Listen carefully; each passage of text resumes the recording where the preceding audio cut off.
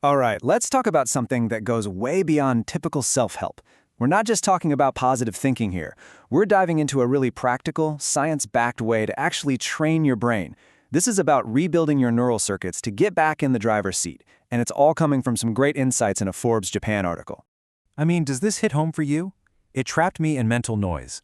The author of the article we're looking at used this line to describe his early career, and wow, it's powerful. It's that constant, buzzing internal chatter, right? A storm of thoughts that just never stops. So, what exactly is this mental noise? Well, it's that endless loop of planning, judging, reacting, all the stuff going on in your head 24/7. And here's the kicker. It's not a flaw in your personality.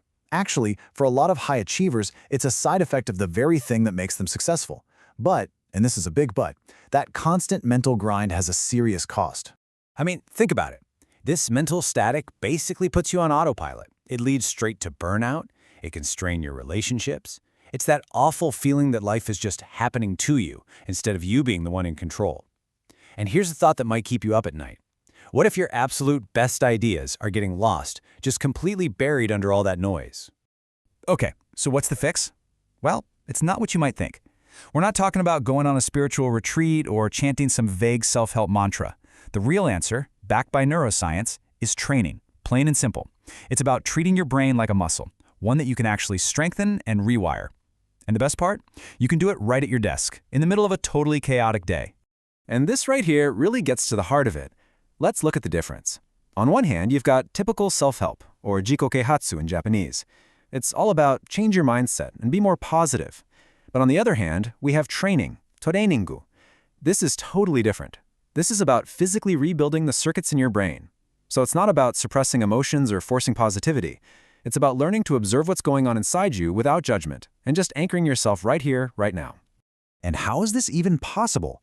Well, it all comes down to this amazing concept from neuroscience called neuroplasticity. It basically means your brain isn't set in stone. It can change. Think about those automatic reactions, that flash of irritation when someone cuts you off, or that rush of anxiety before a big meeting. Those aren't you. They're just well-worn paths in your brain. They're habits. And the fantastic news is you can actually create and practice new, better pathways. Okay, if you take away just one thing, let it be this. The absolute key to all of this is creating a tiny little space, the Japanese call it ma, between a stimulus and your response. That little pause, that's everything. That's the moment you break the automatic programming. It's where you stop just reacting on autopilot and start responding with intention. It's a game changer. And don't worry, this isn't going to require you to find an hour for silent meditation every day. Not at all.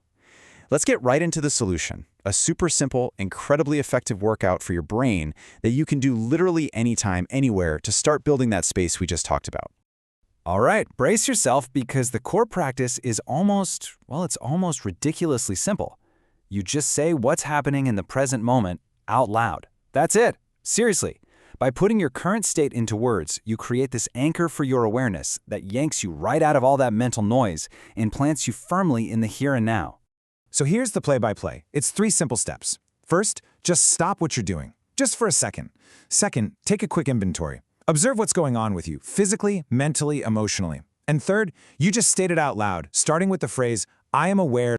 And here are some great examples of what this looks like in the real world. It can be something super basic, just stating the obvious, like, I am aware that I am speaking, or I am aware that I am walking. But it can also go deeper. You can acknowledge an emotion, like, I am aware that I am feeling irritated. Or even get really specific, like, I am aware that I want to be right in this argument. The crucial part here is there's no judgment. You're not trying to fix it, you're just noticing it.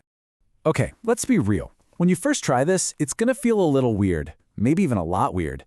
But the author makes such a great point here, that awkward feeling, that's proof it's working. That's the signal that you've just successfully hit the pause button on your brain's autopilot. It means you're actually breaking the old pattern. So, what's the long-term payoff here? Where does this all lead? Well, this one tiny practice, done consistently, leads to a massive, profound shift in how you experience your life. It's about going from being a prisoner of your own thoughts to finding true freedom from them. And this is maybe the biggest idea of all. You are not your thoughts. Let that sink in. That nonstop stream of chatter, that internal critic, that worry machine, that's not the real you. It's just a program that your brain is running, like a radio station stuck on one channel. And this practice of self-awareness is how you start to untangle your real self from all that noise. So if you're not the thoughts, who are you? Well, you're the awareness behind them. You are the calm observer who can watch all that mental drama unfold without getting sucked into it. And when you start operating from that place, everything changes. You become a calmer leader. You make clearer decisions, and work starts to feel less like a constant battle. So it really all comes down to a simple personal question. We all have that autopilot mode, right? Those programs that run our lives and create so much noise and stress. We've seen that the training is incredibly simple and the science behind it is solid.